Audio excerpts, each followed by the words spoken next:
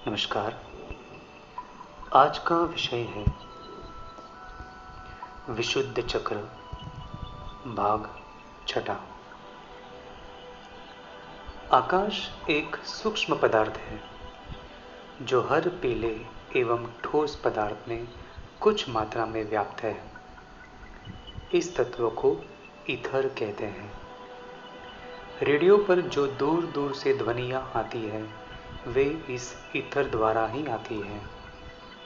जितने शब्द हैं वह हम आकाश के कारण सुनते हैं।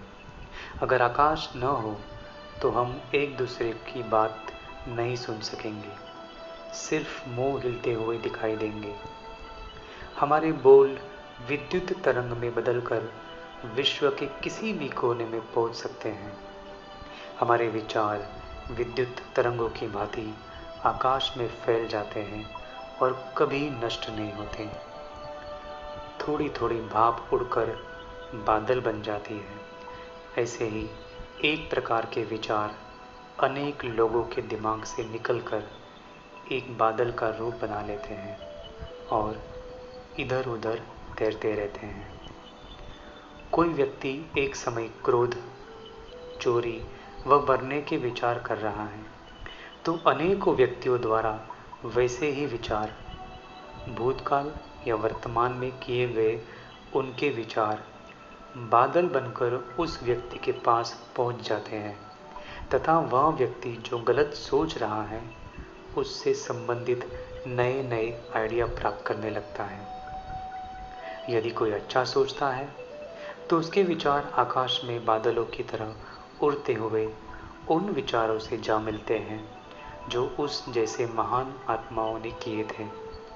वह व्यक्ति जो अच्छा सोच रहा है नई नई प्रेरणाएं प्राप्त करने लगता है, उसे अधिक उत्साह प्राप्त होता है।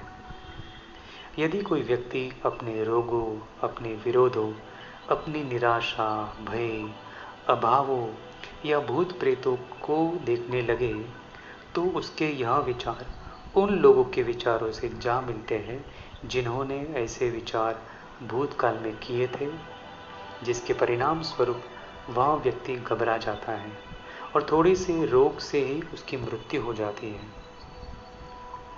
न्यूटन ने कहा था, हर एक्शन का बराबर रिएक्शन होता है, परंतु आकाश का नियम यह है कि हर संकल्प और कर्म का रिएक्शन बढ़ता जाता है। यह पहले बराबर रिएक्शन करता है, फिर डबल और इसी तरह 100 गुना, 1000 गुना व लाख गुना बनता जाता है।